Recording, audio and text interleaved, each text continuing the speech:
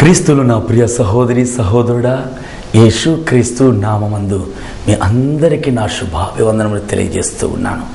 నా ప్రియ సహోదరుడా, ఈరోజును కూడా ఒక చిన్న కార్యాన్ని మీతో కూడా పంచుకోవాలని ఆశపడుతున్నాను. ఈరోజు ప్రజలంతా అయ్యో భయంకరమైన పాపంలో బంధింపబడి ఉన్నానే, నన్ను విడిపించేవారు ఎవరని చెప్పి ఏడుస్తూ ఉన్నారు. అయ్యో భయంకరమైన రోగము అనే బంధకములో బంధింపబడి ఉన్నానే, నన్ను విడిపించేవారు ఎవరని చెప్పి ఏడుస్తూ ఉన్నారు. అయ్యో భయంకరమైన ఈ యొక్క వ్యాధి నుంచి నన్ను విడిపించేవారెవరు, భయంకరమైన ఈ సైతాను బంధకాల నుంచి నన్ను విడుదల చేసేవారెవరు అని చెప్పి ఏడుస్తూ ఉన్నారు. అయ్యో అప్పుల ఊబిలో నేను చిక్కుకొని బంధింపబడి ఉన్నానే, నన్ను విడిపించేవారెవరు, నన్ను విడిపించేవారెవరు ఏడుస్తూ ఉన్నారు. ప్రపంచంలో ప్రజలు నలుచోట్ల ఈరోజు ప్రజలంతా కన్నీరు విడుస్తున్న ఒకే ఒక కార్యం, బంధింపబడి ఉన్న స్థితి, బంధింపబడి ఉన్న స్థితి. ప్రతి ఒక్క కుటుంబంలో ఏదో ఒక కార్యం చేత బంధింపబడి ఉన్నారు. అది వ్యాధి అయి ఉండవచ్చు, అప్పుల సమస్య అయి ఉండవచ్చు, సైతాను బంధకాలు అయి ఉండవచ్చు, కన్నీరు, వేదన, దరిద్రం, ఏదో ఒక కార్యం చేత బంధింపబడిన పరిస్థితి, దాస్యపు స్థితి, వేదనకరమైన స్థితిలో బంధింపబడి ఉన్నది చూస్తూ ఉన్నాను. నా ప్రియ సహోదరుడా, ఈ కార్యక్రమాలు చూస్తున్న నీ జీవితంలో కూడా ఏదో ఒక కార్యం చేత నువ్వు బంధింపబడి ఉన్నావు. కన్నీటితో ఈ కార్యక్రమాన్ని చూస్తూ ఉన్నావు. నాకు ఒక విడుదల కావాలని ఆశతో ఎదురు చూస్తూ ఉన్నావు. నీకు ఒక శుభవార్తని ఇప్పుడు చెప్పాలని ఆశపడుతున్నాను. ఏంటో తెలుసా? యోహాను సువార్త 8వ అధ్యాయమందు 32, 33 వాక్యమును గమనించినట్లయితే వాక్యం తేటగా చెప్పబడుతుంది. సత్యమును గ్రహించుడి, సత్యము మిమ్మల్ని స్వతంత్రులుగా చేస్తుంది. హల్లెలూయా, హల్లెలూయా. సత్యమును గ్రహించండి, సత్యము మీకు స్వతంత్రులుగా చేస్తుంది. సత్యమైన యేసుక్రీస్తు మీకు స్వతంత్రులుగా చేయబోతూ ఉన్నాడు. నా ప్రియ సహోదరి సహోదరుడా, నీ వ్యాధి అయినా, నీ బంధకాలైనా, నీ శోధనలైనా, నీ ఎటువంటి కార్యాలైనా నిన్ను విడుదల చేయడానికి వచ్చిన క్రీస్తు నా యేసు ఈరోజు నీకు విడుదల కలగబోతుంది. నీకు ఒక విడుదల కలగబోతుంది. అందుకే నా బైబిల్ గ్రంథం తేటగా చెప్పబడి ఉంది, సత్యమును గ్రహించుడి, సత్యం మీకు విడుదల చేస్తుంది. బానిస బ్రతుకు నుంచి, బానిసత్వము నుంచి, బంధకాల నుంచి నీకు ఒక విడుదల ఇచ్చే దేవుడు, నీకు ఒక విడుదల ఇచ్చే స్వతంత్రులుగా చేసే దేవుడు. ప్రియ సహోదరుడా, ఎవరి సత్యం, ఎవరి సత్యం? వాక్యం ఉండను. ఆ వాక్యమే ఈ భూలోకానికి వచ్చింది. ఆ వాక్యమే ఈ భూలోకంలో ఉన్న చీకటిని వెలుగుగా చేయడానికి వచ్చింది. ఆ వాక్యమే బంధింపబడి ఉన్న ప్రతి ఒక్కరి జీవితాన్ని విడుదల చేయడానికి వచ్చింది. ఆ వాక్యమే వ్యాధితో ఉన్న ప్రతి వారి జీవితాన్ని స్వస్థపరచడానికి వచ్చింది. యేసే వాక్యం, యేసే జీవవాక్యం. ఆ జీవవాక్యమైన యేసు ఈరోజు నేను విడుదల చేయబోతున్నాడు. చాలామంది చాలా సువార్త కూడికల్లో, ఉపవాస కూడికల్లో పెద్ద పెద్ద సేవకులు వచ్చి వాక్యోపదేశం చేస్తున్న సమయాల్లో మీరు గమనించినప్పుడు ఈ విశ్వాసులందరూ కూడి సేవకుల దగ్గర పరిగెడుతూ ఉంటారు. ఎందుకంటే సేవకుడు చేయి పెట్టి ప్రార్థన చేస్తే బాగైపోతుందని. అదే సేవకుడు వాక్యోపదేశం చేస్తున్నప్పుడు ఇటు అటు తెరకలు చూస్తూ ఉంటారు. ఆ మూల చూడడం, ఈ మూల చూడడం, ఆలోచనలంతా పలు చోట్ల తిరిగి రావడం అన్నీ చేస్తారు. కానీ చివరి ప్రార్థనలో విడుదల కోసం ప్రార్థిస్తారు. వ్యాధుల కోసం ప్రార్థించే సమయంలో మాత్రం ముందు భాగానికి వచ్చి పరిగెత్తుకుంటూ వస్తారు. ఎప్పుడు సేవకుడు తన పైన చేయబెడతాడా అని ఎదురు చూస్తూ ఉంటారు. వారి యొక్క నమ్మకం ఏంటి? వాక్యానికి సమయం ఇవ్వడం లేదు, వాక్యానికి ప్రాముఖ్యత ఇవ్వడం లేదు, వాక్యానికి మొదటి స్థానం ఇవ్వడం లేదు. కానీ సేవకుల వైపే చూస్తున్నారు. సేవకుడు చేపెట్టాలని ఆశపడుతున్నారు. సేవకుడు ప్రార్థించాలి, చేపట్టి ప్రార్థించాలి, అంత నిజమే. కానీ ఎందుకు వాక్యానికి సమయం కేటాయించడం లేదు అన్నదే నా ప్రశ్న.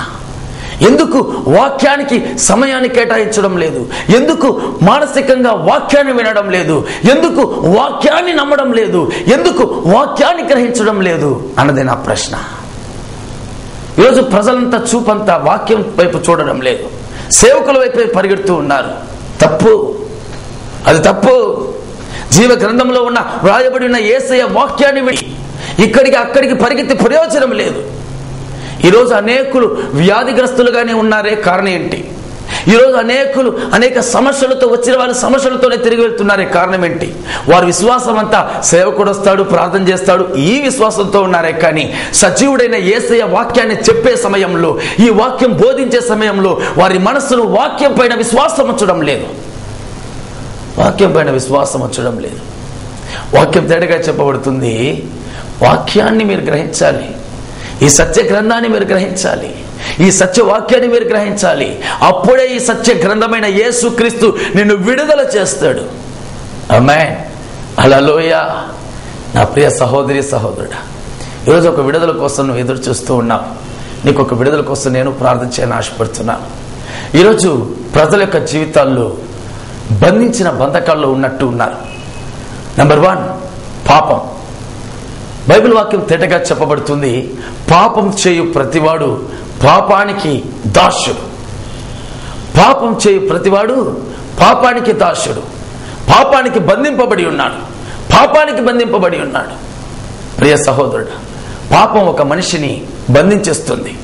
పాపం ఒక మనిషిని తన వశం చేస్తుంది. పాపం ఒక మనిషిని తన వైపు తీసి కట్టి బంధించేస్తుంది.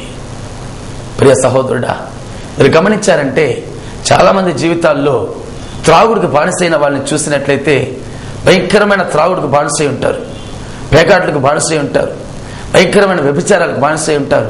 వారు అనుకుంటారు, త్రాగుతారు, త్రాగేసి ఉదయం అంతా రాత్రంతా పడుకుని నిద్రపోతారు. నిద్రపోయి తెల్లవారు లేచేటప్పుడు ఎట్లా లేస్తారో తెలుసా? ఇక పైన నేను తాగకూడదు అనుకుంటారు, తాగకూడదు అనుకుంటారు. కానీ వారు వెళ్ళి కష్టపడి పనిచేస్తారు. డబ్బు చేతికి వచ్చిన వెంటనే వారు నడిచి వెళ్తూ ఉన్న సమయంలోనే అక్కడ ఒకటి కనబడుతుంది. ఏంటి? Wine shop. ఆ వైన్ షాప్ చూసిన వెంటనే అతని నాలుకేమవుతుంది? వెంటనే జల జల జల జల జల జల జల జల రాని దానిపైన ఆశ, వ్యామోహం, చేతులు కాళ్ళు వణుకుతాయి. అది తాగాలి. ఏంటి కారణం? బానిసైపోయాడు, త్రాగుడికి బానిసైపోయాడు.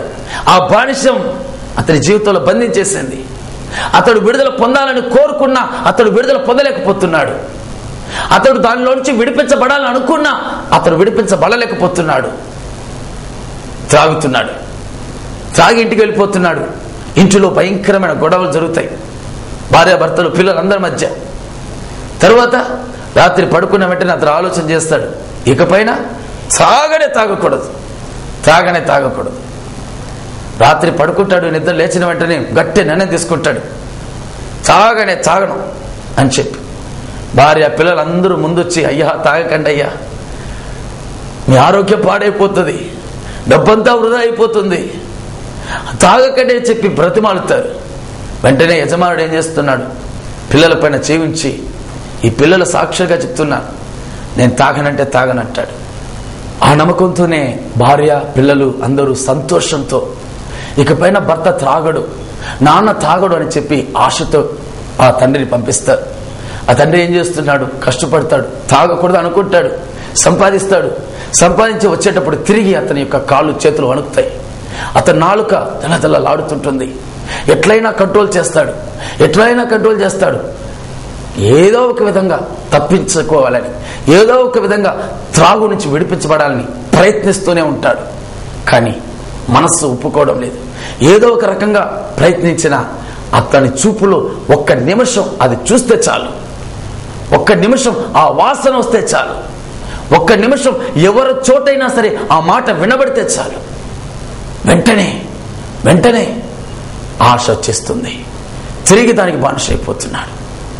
తిరిగి ఇంటిలో వచ్చినప్పుడు గొడవలు. వారు అంటూ ఉన్నారు, ఎందుకయ్యా ఈ బ్రతుకు?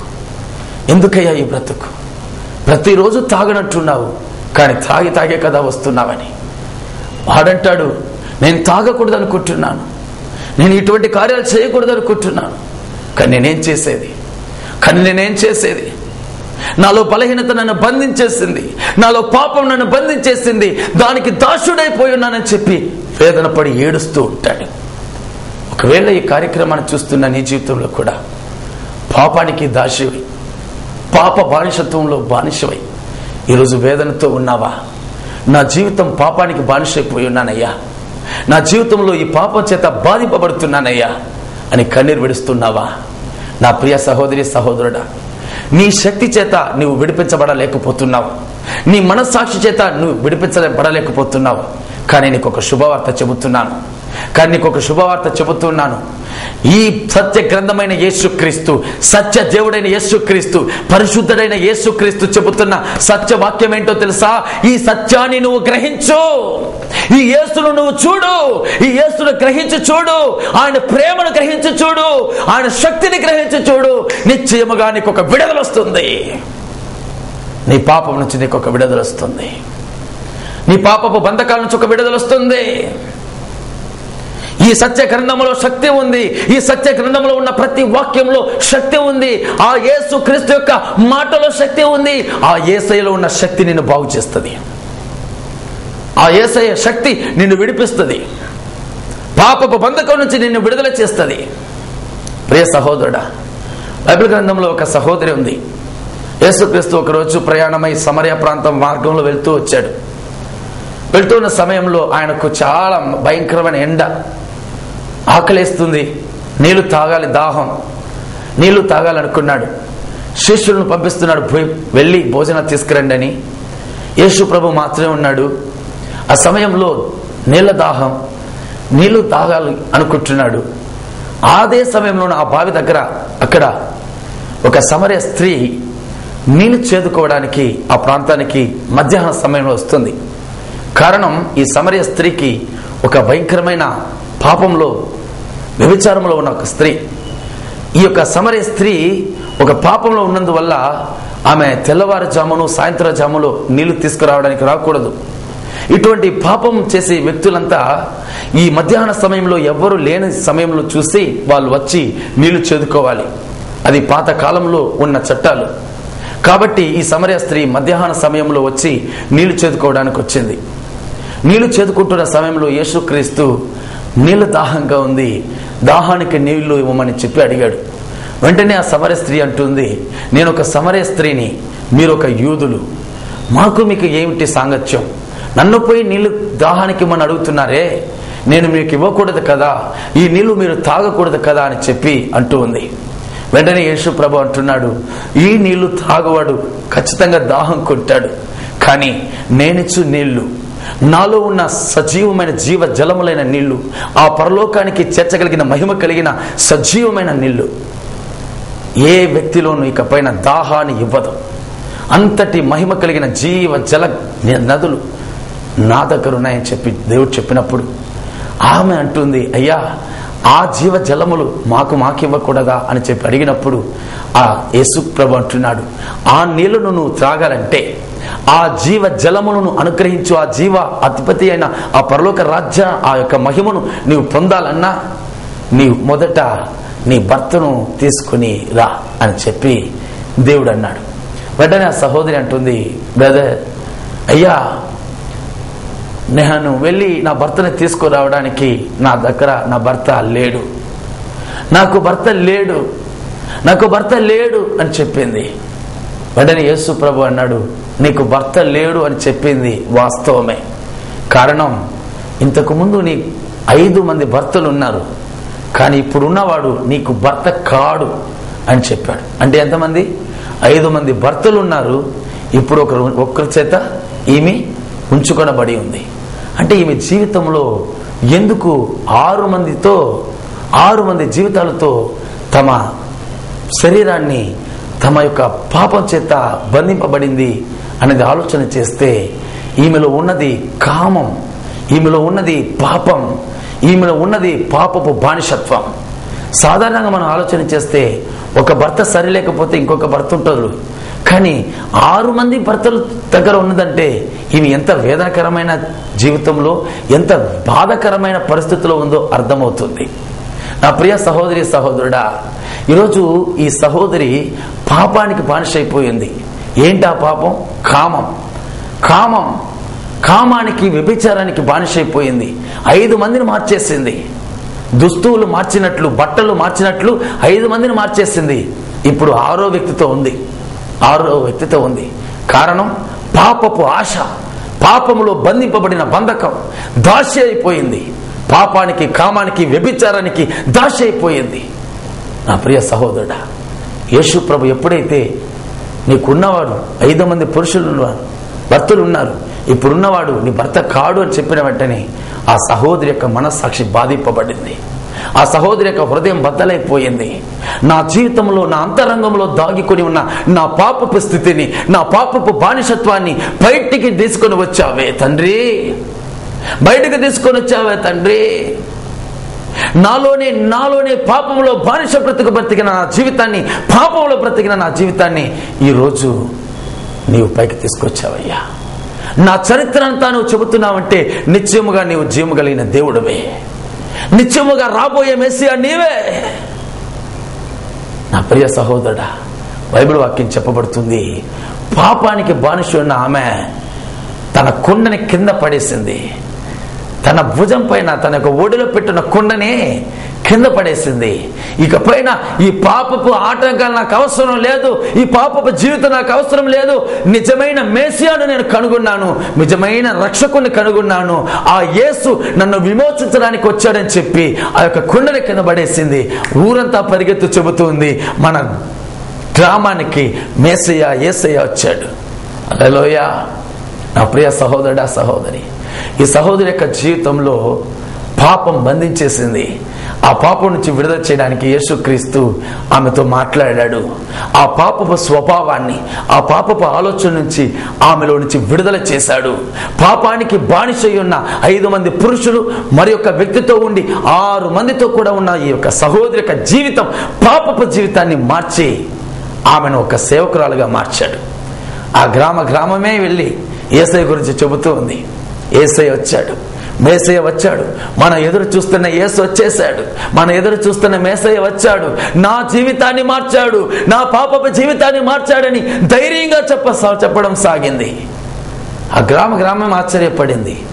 ఏంటి, ఈ సమరయ స్త్రీ మారిపోయిందా? ఆశ్చర్యంగా ఉందే. 5 మంది పురుషులు పెళ్లి చేసుకుంది, ఇప్పుడు 6వ వ్యక్తితో ఉంది. ఇటువంటి కామంతో ఉన్న, వ్యభిచారంతో ఉన్న ఈమె మారిపోయిందే. ఆశ్చర్యం, గ్రామం ఆశ్చర్యం. ఆమెను మార్చిన దేవుని చూడాలి, ఆమెను మార్చిన శక్తివంతుడైన యేసును చూడాలని గ్రామమే ఆ ప్రాంతానికి వచ్చిందయ్యా. సువార్త ద్వారా ఆ గ్రామమే రక్షింపబడిందయ్యా. కారణం ఒకటే, ప్రతి మనిషిని ఈరోజు పాపం బంధిస్తుంది. ప్రతి మనిషి యొక్క జీవితంలో పాపం బాధిస్తుంది, ఒక మనిషి యొక్క జీవితాన్ని బంధిస్తుంది. అందుకే చాలా మంది జీవితాల్లో పాపం నుంచి విడుదల పొందాలని ఆశిస్తూ ఉన్నారు, కానీ విడుదల పొందలేకపోతున్నారు. దురలవాట్ల నుంచి విడిపించుకోవాలనుకుంటున్నారు, విడిపించుకోలేకపోతున్నారు. వారి ప్రయత్నాలు అనేక కార్యాలు చేస్తున్నారు, విడుదల కావడం లేదు. వారి శక్తి వలన ఎంత అవుతుందో ప్రయత్నిస్తున్నారు, విడుదల కావడం లేదు. తరువాత చాలా మంది మీరు గమనించారంటే, త్రాగుడుగా బానిసలైన వాళ్ళను మా దగ్గరికి రండి, మీకు విడుదల చేస్తామని చెప్పి, కొన్ని కౌన్సిలింగ్ ఇస్తామని చెప్పి, కొన్ని ఆయుర్వేదిక మందులు ఇస్తామని చెప్పి చెబుతూ ఉన్నారు. అక్కడెక్కడంతా వెళ్తూ ఉన్నారు. చాలా మంది మద్యపానంతో బానిసైన వాళ్ళు అక్కడ వెళ్ళి వేల ఖర్చులు పెడుతూ ఉన్నారు. అయినా విడుదల దొరుకుతుందా? లేదు, దొరకలేదు. ప్రియ సహోదరి, సహోదరుడా, ఈ కార్యక్రమాన్ని చూస్తున్న నీ జీవితంలో కూడా ఏదో ఒక పాపం చేత నువ్వు బానిసైపోయి ఉన్నావు, బంధింపబడి ఉన్నావు, దాస్యుడుగా ఉన్నావు. నీకొక శుభవార్త చెబుతున్నా, నిన్ను విడిపించడానికి యేసు వచ్చాడు, నిన్ను విడుదల చేయడానికి యేసయ్య వచ్చాడు. పాపపు బానిసత్వంలో నుంచి నిన్ను విడిపించడానికి నా యేసయ్య వచ్చాడు. ఎటువంటి పాపపు అలవాట్లైనా, నీకు దురలవాట్ల చేత విడుదల కావాలని ఈ రోజు నువ్వు అనుకుంటున్నావే, నిన్ను విడుదల చేయడానికి యేసయ్య వచ్చాడు. ఈ కార్యక్రమం ద్వారా నీకు ఒక విడుదల కలగబోతుంది. మద్యపానం నుంచి ఒక విడుదల కలగబోతుంది, వ్యభిచారం నుంచి ఒక విడుదల కలగబోతుంది. బీడి, సిగరెట్లు, ఇటువంటి ఏదో ఒక పాపానికి బానిసైపోయి ఉన్నావే, దీనిలో నుంచి ఒక విడుదల నీకు కలగబోతుంది, నీకు ఒక విడుదల కలగబోతుంది. ప్రియ సహోదరుడా, విడుదల కావాలని ఆశిస్తున్నావా? సత్యాన్ని గ్రహించు. నా దేవుని వాక్యం తేడాగా చెప్పబడుతుంది, సత్యాన్ని గ్రహించు, అప్పుడు సత్యం నిన్ను స్వతంత్రులుగా చేస్తుంది. ఈ బైబిల్ సత్యాన్ని గ్రహించు, ఈ సత్య దేవుడైన యేసయ్య మాటలు గ్రహించు, ఆయన ప్రేమను గ్రహించు. నీకు విడుదల చేసేది ఈ గ్రంథం. నీకు విడుదల చేసేది ఈ యేసు ప్రభు. యేసు తప్ప వేరే మార్గం లేదు. ఎటువంటి మద్యపానమైన, ఎటువంటి పాపపు అలవాట్లైనా నీకు విడుదల చేయడానికి ఒకే ఒక మార్గం యేసు. యేసు మాత్రమే, యేసు మాత్రమే. నేను విడుదల చేయడానికి వచ్చిన యేసయ్య దగ్గర ఈరోజు నీకోసం నేను ప్రార్థన చేయబోతున్నాను. నీవు ఏ పరిస్థితుల్లో ఉన్నా, ఎటువంటి స్థితిలో ఉన్నా, ఎటువంటి పాపానికి బానిసైపోయి ఉన్నా, ఈరోజు ఒక్క నిమిషం ఈ సత్యాన్ని గ్రహించి చూడు. చాలా మందికి అయ్యా నేను ప్రార్థన చేస్తున్నాను ఇంకా విడుదల లేదంటున్నారు. వాక్యం తేటగా గమనించు, సత్యాన్ని గ్రహించు, అప్పుడు మీకు స్వతంత్రులుగా చేస్తుంది. సత్యాన్ని మీరు గ్రహించాలి, అప్పుడు ఈ సత్యం మిమ్మల్ని స్వతంత్రులుగా చేస్తుంది. సత్యమైన యేసయ్యను గ్రహించండి, యేసయ్య ప్రేమను గ్రహించండి, యేసయ్యలో అనుభవం, యేసయ్యలో జీవితం, యేసయ్యలోనే మన జీవితం. ఎప్పుడైతే మీరు యేసయ్యకు మీరు అప్పగిస్తారు, యేసయ్యా నేను ఒక పాపిని, నన్ను విడిపించనని చెప్పి ఎప్పుడైతే దేవుని దగ్గర మీరు ప్రలాపించి దేవుని వైపు చూస్తారో, ఆయన మీలో వస్తాడు, ఆయన మీలో వస్తాడు.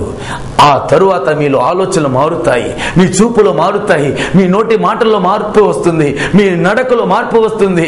యేసు క్రీస్తు మీలో ఉండి మిమ్మల్ని నడిపించే దేవుడు. ఆమేన్, హల్లెలూయా. సత్యాన్ని గ్రహించు, ఈ సత్య దేవుడైన యేసును గ్రహించు. యేసు మాత్రమే నిన్ను విడిపించగలడు. యేసు మాత్రమే ఎటువంటి పాపంలోనైనా సరే నిన్ను విడిపించడానికి శక్తిమంతుడు. ఒక నిమిషం తల వంచి ప్రార్థన చేయబోతున్నాను, మీకోసం ప్రార్థన చేయబోతున్నాను. ఖచ్చితంగా దేవుడు ఒక అద్భుతం మీకు చేయబోతున్నాడు. నజరేయుడైన యేసు క్రీస్తు నామములో తండ్రి, ఈ కార్యక్రమాన్ని చూస్తున్న నా ప్రియ సహోదరి సహోదరుల పైన మీ హస్తాన్ని యేసు నామంలో ముట్టండి. ఈ కార్యక్రమం చూస్తున్న అనేకుల యొక్క జీవితంలో పాపానికి బానిసైపోయి ఉన్నారయ్యా, త్రాగుబోతుతనానికి బానిసైపోయి ఉన్నారు, వ్యభిచారాలకి బానిసైపోయి ఉన్నారు, భయంకరమైన శరీరాన్ని పాడు చేసే హాన్స్, గుట్కా, ఇటువంటి ఏదో ఒక పాడు క్రియలకు బానిసలైపోయి ఉన్నారయ్యా. వారి జీవితంలో యేసు నామములో విడుదలను అనుగ్రహించండి. వారి జీవితంలో యేసు నామములో స్వతంత్రులుగా వారిని చేయండి. నీవు చెప్పావు తండ్రి, సత్యాన్ని గ్రహించుడి, సత్యం మిమ్మల్ని స్వతంత్రులుగా చేస్తుందని. ఇప్పుడు ఈ సత్య గ్రంథంలో ఉన్న సత్య దేవుడైన యేసు నామంలో ఈ కార్యక్రమాన్ని చూస్తున్న ప్రతి వారి జీవితంలో రక్షణ కలుగునగాక, విడుదల కలుగునగాక, విడిపించబడుదురుగాక, పాపపు ఆలోచన నుంచి విడుదల కలుగునగాక, యేసు నామంలో తండ్రి. ఆమేన్, ఆమేన్. దేవుడు మిమ్మల్ని ఆశీర్వదించునుగాక. ఆమేన్.